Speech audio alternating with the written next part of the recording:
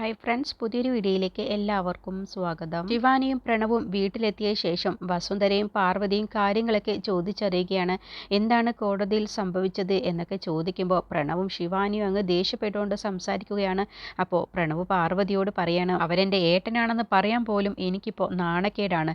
അവർ ഇനി ഇവിടേക്ക് വന്നു കഴിഞ്ഞാൽ കോടതിയിൽ നിന്നും അവർക്ക് ജാമ്യം കിട്ടിയാലും ശരി, ഇനി ഒരിക്കലും ഗൗതമിനെയും നിധിയെയും ഈ വീട്ടിലേക്ക് ഞാൻ കയറ്റാൻ സമ്മതിക്കില്ല എന്നൊക്കെ പ്രണവ് ദേഷ്യത്തിൽ പറയുമ്പോൾ എന്താടാ ഉണ്ടായത് എന്ന് ചോദിക്കാട്ടോ. അങ്ങനെ പ്രണവ് പറയാണ്, ഒരു തെറ്റും ചെയ്യാത്ത എൻ്റെ ഭാര്യ ശിവാനിയെ മയക്കുമരുന്ന് കൊടുക്കാൻ നോക്കിയതും പോരാ, എൻ്റെ കുഞ്ഞുങ്ങളെ കൊല്ലാൻ നോക്കിയതും പോരാ, എന്നിട്ട് അവരിപ്പോൾ കോടതിയിൽ പറഞ്ഞിരിക്കുന്നു എൻ്റെ ഭാര്യ ഗർഭിണിയല്ല, അതിന് ശിവാനിയെ വീണ്ടും ടെസ്റ്റ് ചെയ്യണം എന്നൊക്കെ പറഞ്ഞ് അവർ പരാതി പറഞ്ഞിരിക്കുന്നു.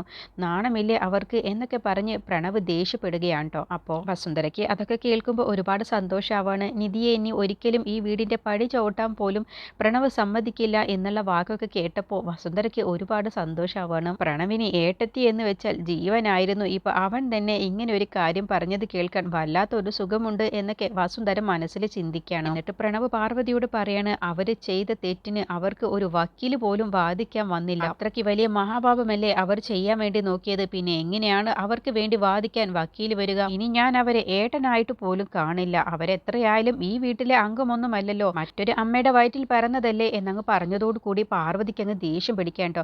പ്രണവ് ഇനി ഒരക്ഷരം പോലും മിണ്ടിപ്പോവരുത് എന്ന് പറയുമ്പോൾ ശിവാനി പറയാണ്, എപ്പോഴും അമ്മയ്ക്ക് ഗൗതമും നിധിയുമാണ് ഏറ്റവും കൂടുതൽ പ്രിയപ്പെട്ടവർ. അല്ലെങ്കിലും പ്രണവിനെയും പ്രണവിൻ്റെ കുഞ്ഞിനെയും ഒന്നും അമ്മയ്ക്ക് അത്രയ്ക്ക് വലിയ കാര്യമില്ല. അതുകൊണ്ടല്ലേ നിധി എന്നോട് ഇങ്ങനെ ഒരു ക്രൂരത ചെയ്തിട്ട് പോലും അമ്മ അതൊന്നും കാര്യമാക്കാത്തത് എന്ന് പറഞ്ഞ് ശിവാനി അവിടെ അഭിനയിക്കുകയാണ് കേട്ടോ. അങ്ങനെ ശിവാനിയോട് പ്രണവ് പറയാണ്, ഇതിനെക്കുറിച്ചൊന്നും നീ ഇവിടെ സംസാരിക്കേണ്ട ശിവാനി, നിന്റെ കൂടെ എപ്പോഴും ഞാനുണ്ട് എന്നും പറഞ്ഞുകൊണ്ട് ശിവാനിയെയും കൂട്ടി അകത്തേക്ക് പ്രണവ് പോവുകയാണ് കേട്ടോ. അങ്ങനെ പാർവതി ഗൗതമിന്റെ ഫോണിലേക്ക് വിളിക്കുകയാണ്. എന്താണ് കോടതിയിൽ സംഭവിച്ചത് എന്നൊക്കെ പാർവതി ഗൗതമിനോട് ചോദിച്ചറിയുകയാണ്. അപ്പോൾ ശിവാനിയെ കുറിച്ച് പറയുമ്പോൾ, നീ അവളെ കുറിച്ച് പറയില്ലേ, അവളെ കുറിച്ച് പറയുന്നത് കേൾക്കുമ്പോൾ തന്നെ ദേഷ്യം പിടിക്കും, അതുകൊണ്ട് നീ അതിനെക്കുറിച്ച് സംസാരിക്കാതെ എന്താണ് കോടതിയിൽ ഉണ്ടായത് എന്നൊക്കെ ചോദിക്കുമ്പോൾ, ഞാൻ പറഞ്ഞത് സത്യം തന്നെയാണ് അമ്മേ, ശിവാനി ഗർഭിണിയല്ല. നീ എന്താ ഈ പറയുന്നത്? എത്ര ഡോക്ടർമാർ അവളെ പരിശോധിച്ചു, അവരൊക്കെ ശിവാനി ഗർഭിണിയാണെന്ന് തന്നെയല്ലേ പറയുന്നത്? അതെല്ലാം കള്ളമാണ് അമ്മേ, അവൾ പൈസ കൊടുത്തും ഭീഷണിപ്പെടുത്തിയിട്ടും അങ്ങനെയൊക്കെ പറയിപ്പിച്ചതാണെന്ന് പറയുമ്പോൾ, എന്താ ഗൗതം നീ പറയുന്നത്? അതെ, നിധി പറയുന്നത് സത്യമാണ്, അവൾ ഗർഭിണിയല്ല. അതിന് വേണ്ടിയിട്ട് തന്നെയാണ് കോടതിയിൽ ഞങ്ങൾ ഇതിനെക്കുറിച്ച് സംസാരിച്ചത്. അതൊക്കെ കേൾക്കുമ്പോൾ പാർവതി തന്നെ അങ്ങ് ഞെട്ടിപ്പോവാട്ടോ. എന്തുകൊണ്ടാണ് വക്കീൽ വരാതിരുന്നത് ഗൗതം എന്ന് ചോദിക്കുമ്പോൾ, അത് CKC കാരണമാണ് അമ്മേ, എന്തിനാണ് അയാൾ നമ്മുടെ കുടുംബജീവിതത്തിൽ ഇടപെടുന്നത് എന്ന് പാർവതി ഗൗതമിനോട് ചോദിക്കുമ്പോൾ, ഇതെല്ലാം ആ ശിവാനി പറഞ്ഞിട്ടാണ് CKC ഇങ്ങനെയൊക്കെ ചെയ്യുന്നത്. അവൻ എന്നെ കണ്ട് സംസാരിച്ചിരുന്നു, ഇനി ഒരു വക്കീലിനെയും നിനക്ക് കിട്ടില്ല എന്നൊക്കെ പറഞ്ഞ് എന്നോട് വെല്ലുവിളിയൊക്കെ നടത്തിയിട്ടാണ് പോയത് എന്ന് പറയുമ്പോൾ, അപ്പൊ പിന്നെ എന്ത് ചെയ്യും ഗൗതം, നിധിയെ നമുക്ക് പുറത്തിറക്കാൻ എന്ന് പറയുമ്പോൾ, അമ്മ ഒന്നുകൊണ്ടും വിഷമിക്കേണ്ട, ഞാൻ അർജുനെ വിളിച്ച് കാര്യങ്ങളൊക്കെ സംസാരിച്ചിട്ടുണ്ട്, നിധിക്ക് വേണ്ടി അർജുൻ വരാമെന്ന് പറഞ്ഞിട്ടുണ്ട് എന്ന് പറഞ്ഞത് കേട്ടപ്പോൾ പാർവതിക്ക് ഒരുപാട് സന്തോഷമാവാണ്. അർജുൻ നിധിയുടെ കേസ് വാദിക്കാമെന്ന് പറഞ്ഞിട്ടുണ്ട്, അതിന്റെ മുന്നേ അമ്മയോട് ഞാൻ ചില കാര്യങ്ങൾ പറയാം, അമ്മ അതുപോലെ ചെയ്തു തരണം എന്ന് പറയട്ടോ. എന്താ മോനെ, എന്താണ് ഞാൻ ചെയ്യേണ്ടത് എന്ന് പാർവതി ചോദിക്കുമ്പോൾ, അമ്മ വസുന്ധരാൻറ്റി ഇല്ലാത്ത സമയം നോക്കി വസുന്ധരാൻറ്റിയുടെ ഫോൺ എടുക്കണം, എന്നിട്ട് അതിൽ നിന്നുള്ള സ്ക്രീൻഷോട്ടും കാര്യങ്ങളൊക്കെ എനിക്ക് എടുത്തു തരണം. ആ CIക്ക് സംസാരിച്ചതിനെ കുറിച്ചുള്ള എന്തെങ്കിലും ഒരു തെളിവ് അതിലുണ്ടാവും, എന്നിട്ട് അത് സ്ക്രീൻഷോട്ട് എടുത്ത് എനിക്ക് അയച്ചു തരണം. അതിനും വാട്സപ്പിൽ പിന്നെ അവർ വോയിസ് വിട്ടിട്ടുണ്ടാവും, ആ വോയിസും എനിക്ക് അമ്മ അവർ കാണാതെ എനിക്ക് അതെല്ലാം തന്നെ എനിക്ക് ഷെയർ ചെയ്തു തരണം എന്ന് പറയുമ്പോൾ പാർവതി പറയണം, അയ്യോ മോനെ, എനിക്ക് അതൊക്കെ ചെയ്യാൻ കഴിയില്ല, എനിക്ക് പേടിയാണെന്ന് പറയുമ്പോൾ, അമ്മ നിധിയെ പുറത്തിറക്കാൻ വേണ്ടിയിട്ടല്ലേ, നിധി പുറത്തിറങ്ങണമെന്ന് അമ്മയ്ക്ക് ആഗ്രഹമില്ലേ, നിധിയുടെ നിരപരാധിത്വം തെളിയിക്കണമെന്ന് അമ്മയ്ക്ക് ആഗ്രഹമില്ലേ, അതുകൊണ്ട് അമ്മ ഇങ്ങനെ ചെയ്തേ പറ്റൂ. വസുന്ധര ആൻറ്റി കാണാതെ ആ ഫോണിൽ നിന്നും അവർ സംസാരിച്ചതിൻ്റെ റെക്കോർഡും മെസ്സേജുകളും അങ്ങനെ എല്ലാം തന്നെ അമ്മ എനിക്ക് അയച്ചു തരണം. ആ തെളിവ് നമുക്ക് കിട്ടിക്കഴിഞ്ഞാൽ പിന്നെ ഉറപ്പായും നിധിയെ രക്ഷിക്കാൻ ഒരു പണിയുമില്ല അമ്മേ, അമ്മ ഇത് എന്തായാലും ചെയ്തേ പറ്റൂ. രാത്രിയാകുന്ന സമയത്ത് അമ്മ ഇത് ചെയ്താൽ മതി, അവർ ഭക്ഷണം കഴിക്കാൻ വേണ്ടി ഇരിക്കുന്ന സമയത്ത്, ആ സമയത്താണ് അമ്മ ഇത് ചെയ്യേണ്ടത് എന്നൊക്കെ പറഞ്ഞ് ഗൗതം എല്ലാ കാര്യങ്ങളും പാർവതിക്ക് പറഞ്ഞു കൊടുക്കുകയാണ്. അങ്ങനെ ഫോൺ വെച്ച ശേഷം രാത്രിയാകുന്ന സമയത്ത് പ്രണവും ശിവാനിയും വസുന്ധരയും ഭക്ഷണം കഴിക്കാൻ വേണ്ടി വന്നിരിക്കുകയാണ്. അപ്പോൾ ആ സമയത്ത് പാർവതിയോട് പറയാണ്, അമ്മ കഴിക്കുന്നില്ലേ എന്ന് പ്രണവ് ചോദിക്കുമ്പോൾ, ഇല്ല എനിക്ക് വേണ്ട, എനിക്ക് നല്ല തലവേദനയുണ്ട്, ഞാനൊന്ന് പോയി കിടക്കട്ടെ എന്ന് പറയട്ടോ. അങ്ങനെ പാർവതി അവിടെയൊക്കെ നോക്കുന്നുണ്ട് മൊബൈൽ എങ്ങാനും ഉണ്ടോ എന്ന്. അപ്പോൾ മൊബൈൽ ഇല്ല എന്ന് കാണുന്ന സമയത്ത് പാർവതി പെട്ടെന്ന് തന്നെ വസുന്ധരയുടെ റൂമിലേക്ക് ചെല്ലുകയാണ്. അങ്ങനെ വസുന്ധരയുടെ റൂമിൽ നിന്ന് ഫോൺ എടുക്കുകയാണ് കേട്ടോ. അപ്പോൾ ഗൗതമിനെ വിളിക്കുകയാണ്, അവർ ഭക്ഷണം കഴിച്ചുകൊണ്ടിരിക്കുകയാണ്, ഞാനിപ്പോൾ തന്നെ അയച്ചു തരാം എന്ന് എന്ന് പറയുമ്പോൾ ഫോണ് ലൈവിൽ തന്നെ ഇടുകയാണ് കേട്ടോ. അങ്ങനെ ഗൗതമുമായി സംസാരിച്ചുകൊണ്ടിരിക്കുന്ന സമയത്താണ് വസുന്ധരയുടെ ഫോൺ നോക്കുന്നത്. അപ്പോൾ അതിൽ പാസ്വേഡ് ഉണ്ട് എന്ന് പാർവതി പറയുമ്പോൾ അപ്പോൾ ഗൗതം പറയണ അമ്മ എൻ്റെ ഡേറ്റ് ഓഫ് ബർത്ത് അടിച്ചു നോക്ക്, വസുന്ധരാമ്മ എപ്പോഴും എൻ്റെ ഡേറ്റ് ഓഫ് ബർത്ത് ആണ് പാസ്വേഡായിട്ട് ഇടാറുള്ളത്, അതൊന്ന് ചെക്ക് ചെയ്ത് നോക്ക് എന്ന് പറയട്ടെ. അങ്ങനെ പാസ്വേഡ് അടിച്ചു നോക്കുന്ന സമയത്ത് ആ ഡേറ്റ് ഓഫ് ബർത്ത് അടിച്ചു നോക്കുന്ന സമയത്ത് ഫോൺ അങ്ങ് ഓപ്പൺ ആവുകയാണ്. അപ്പോൾ പാർവതി പറയണേ നിന്നെ തകർക്കാൻ വേണ്ടിയിട്ടാണ് വസുന്ധര ഓരോന്നും ചെയ്യുന്നത്, എന്നിട്ട് ഡേറ്റ് ഓഫ് ബർത്തും കാര്യങ്ങളൊക്കെ നിൻ്റേത് തന്നെയാണല്ലോ ഇട്ടിരിക്കുന്നത് എന്നൊക്കെ പാർവതി പറയണേ. അങ്ങനെ ഗൗതം പറയണേ ഇന്ന ഭാഗത്തേക്ക് പോയി ഇന്നത് നോക്ക് എന്നൊക്കെ പറഞ്ഞ് എല്ലാ ഡീറ്റെയിൽസും കാര്യങ്ങളൊക്കെ പറഞ്ഞു കൊടുക്കുകയാണ്.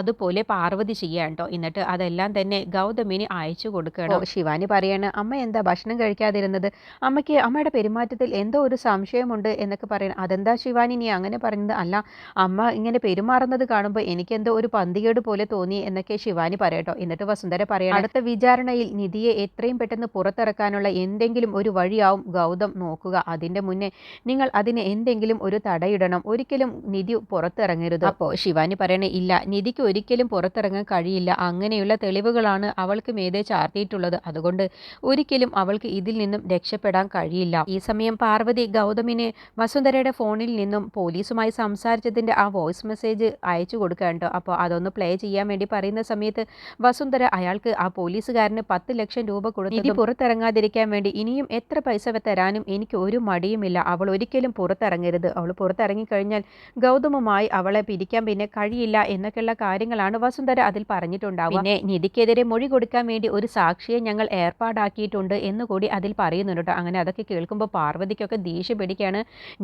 നിധിക്കെതിരെ ഇങ്ങനെ ഒരു ചതിയാണല്ലോ ശിവാനിയും വസുന്ധരയും കൂടി ചെയ്തിരിക്കുന്നത് എന്നൊക്കെ പറയട്ടോ. അങ്ങനെ ആ വോയിസ് മെസ്സേജൊക്കെ ഗൗതമിന് അയച്ചു കൊടുക്കുകയാണ്. ഈ സമയം പ്രണവിന് ഒരു കോൾ വരികയാണ് കേട്ടോ. മാനേജർ വിളിക്കുകയാണ്. എന്നിട്ട് ഓഡിറ്ററുടെ നമ്പർ വേണം എന്ന് പറഞ്ഞ് വിളിക്കുകയാണ്. അപ്പോൾ വസുന്ധരയോട് പറയണം അല്ല ആൻറ്റിയുടെ കയ്യിലല്ലേ ആ നമ്പർ ഉള്ളത്, എന്നാൽ എനിക്കതൊന്ന് ഇപ്പോൾ പെട്ടെന്ന് തന്നെ വേണം എന്നൊക്കെ പറയണം. എൻ്റെ ഫോണിലാണ് അതുള്ളത്, നീ ഇവിടെ നിൽക്കും, ഞാൻ പെട്ടെന്ന് പോയി എൻ്റെ ഫോൺ എടുത്തുകൊണ്ട് വരാം എന്ന് പറഞ്ഞ് വസുന്ധര ഭക്ഷണം കഴിച്ചുകൊണ്ടിരിക്കുന്ന സമയത്ത് പെട്ടെന്ന് എണീറ്റ് ഫോൺ എടുക്കാൻ വേണ്ടി റൂമിലേക്ക് പോവുകയാണ്. അപ്പോൾ പാർവതിയാണെങ്കിലോ വസുന്ധരയുടെ റൂമിലുണ്ട്. എന്നിട്ട് ഗൗതമുമായിട്ട് സംസാരിച്ചുകൊണ്ടിരിക്കുകയാണ്. അപ്പോഴാണ് വസുന്ധര റൂമിൻ്റെ അവിടേക്ക് നടന്നു പോകുന്നത്. പെട്ടെന്നാണ് പ്രണവ് ആൻറ്റി എന്ന് പറഞ്ഞ് ഉറക്കെ വിളിക്കുന്നത് കേട്ടോ. ആ ഒരു വിളി കേട്ടതോടുകൂടി പാർവതി അങ്ങ് ഞെട്ടിപ്പോവാണ്. അപ്പോൾ വസുന്ധര റൂമിൻ്റെ തൊട്ടടുത്ത് എത്താറായിട്ടുണ്ടാവട്ടോ. അപ്പോൾ എന്താ പ്രണവ് എന്ന് ചോദിക്കുമ്പോൾ വസുന്ധര റൂമിലേക്ക് വരുന്നുണ്ട് എന്നുള്ളത് പാർവതിക്ക് മനസ്സിലാവാൻ കേട്ടോ. അങ്ങനെ പാർവതി പേടിച്ചുകൊണ്ട് ഫോൺ അവിടെ വെച്ചുകൊണ്ട് റൂമിൽ നിന്നും ഇറങ്ങി പോകാൻ നോക്കുകയാണ്. അപ്പോൾ എന്താണ് പ്രണവ് എന്ന് ചോദിക്കുമ്പോൾ ആ സ്റ്റേറ്റ്മെൻറ്റ് കൂടി എടുക്കണം, എനിക്കതൊന്ന് ചെക്ക് ചെയ്യാനാണ്, അതും കൂടി എടുത്തുകൊണ്ട് വാ ആൻറ്റി എന്ന് പറയട്ടോ.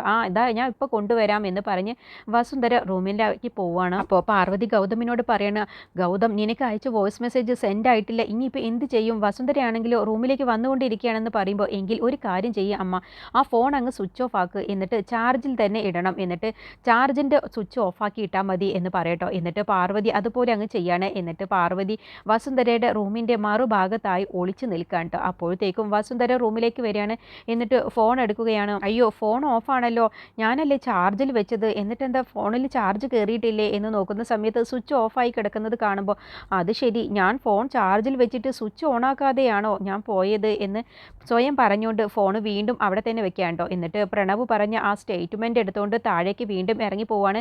അങ്ങനെ ഫോൺ ഓൺ ആക്കാതെയാണ് വസുന്ധര അവിടെ നിന്ന് പോകുന്നത്, ഫോൺ എടുക്കാതെ പോവുകയാണ്. ഇതൊക്കെ കണ്ടുകൊണ്ട് നിൽക്കുന്ന പാർവതി മനസ്സിൽ സ്വയം ചിന്തിക്കുകയാണ്, അത് ശരി, ഇതിനാണല്ലേ ഗൗതം ഫോൺ ഓഫാക്കി ഇടാൻ വേണ്ടി പറഞ്ഞത്, എൻ്റെ ഗൗതമിന് നല്ല ബുദ്ധിയുണ്ട്. വസുന്ധര പോകുന്ന സമയത്ത് പെട്ടെന്ന് വസുന്ധരയുടെ മനസ്സിലൊരു ചിന്ത വരികയാണ്, ഞാൻ ഫുഡ് കഴിക്കാൻ വേണ്ടി പോകുന്ന സമയത്ത് ഞാൻ എൻ്റെ റൂം അടച്ചിട്ടാണല്ലോ പോയത്, പിന്നെ എങ്ങനെയാണ് ഇപ്പോൾ എൻ്റെ റൂമിലെ കതക് തുറന്നിട്ടിരിക്കുന്നത്, അതെന്താ അങ്ങനെ വന്നത്, ഇനിയിപ്പോൾ എൻ്റെ റൂമിലേക്ക് ആരെങ്കിലും കയറിയോ എന്നൊക്കെ ഇങ്ങനെ മനസ്സിൽ ചിന്തിക്കാണ്ട്. എന്നിട്ട് ഫോണിൻ്റെ അവിടേക്ക് നോക്കുകയാണ്.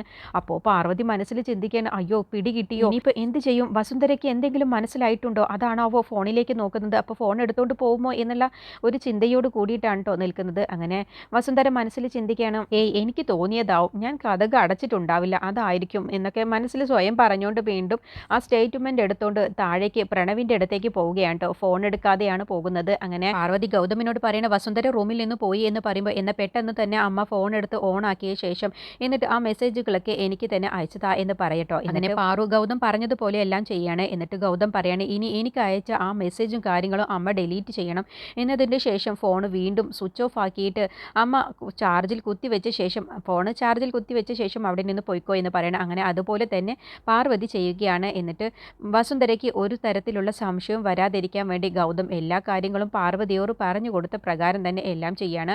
ഇനി നിധിയെ പുറത്തിറക്കാനുള്ള ഒരു വലിയ തെളിവാണ് അമ്മേ നമുക്ക് കിട്ടിയിട്ടുള്ളത്. ഇനി ഒന്നുകൊണ്ടും പേടിക്കേണ്ട, നമുക്ക് നിധിയെ പുറത്തിറക്കാൻ കഴിയും എന്ന് പറയട്ടെ. അങ്ങനെ ഫോൺ വെച്ച ശേഷം പാർവതി ആ റൂമിൽ നിന്ന് പോവുകയാണ്.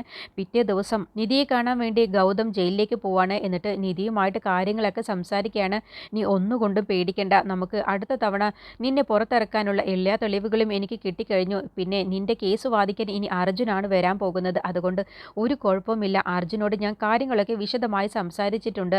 നമ്മുടെ നിരപരാധിത്വം അർജുൻ തെളിയിക്കും എന്നൊക്കെ പറഞ്ഞ് നിധിക്ക് ആശ്വാസവാക്കുകൾ പറഞ്ഞിട്ട് പിന്നെ ഗൗതം അവിടെ നിന്ന് പോവാട്ടെ. നീ ഒന്നുകൊണ്ട് പേടിക്കേണ്ട, ഉറപ്പായും നിന്റെ നിരപരാധിത്വം നമുക്ക് തെളിയിക്കാൻ കഴിയും, അർജുൻ അത് തെളിയിക്കും എന്ന് പറഞ്ഞുകൊണ്ട് ഗൗതം പിന്നെ നേരെ പോവാണ് കേട്ടോ. എന്നിട്ട് ഗൗതം രമേശനുമായിട്ടാണ് പിന്നെ പോകുന്നത്. ശിവാനിയും വസുന്ധരയും കൂടി തയ്യാറാക്കിയ കള്ളമൊഴി കൊടുത്ത ആ ഇളനീർ കച്ചവടക്കാരനെ കണ്ടുപിടിക്കാൻ വേണ്ടി പോവുകയാണ്. എന്നിട്ട് അവിടെയുള്ള ആളുകളോടൊക്കെ ചോദിച്ചറിയുകയാണ് അയാളുടെ വീട് എവിടെയാണെന്നുള്ളതും അയാൾ എവിടെയാണ് താമസിക്കുന്നത്, അയാളുടെ വീട്ടിലേക്കുള്ള വഴിയൊക്കെ ചോദിച്ചറിയാണ്. അങ്ങനെ ഗൗതമും രവിയും കൂടി അവിടേക്ക് പോവുകയാണ് അയാളെ കണ്ടുപിടിക്കാൻ.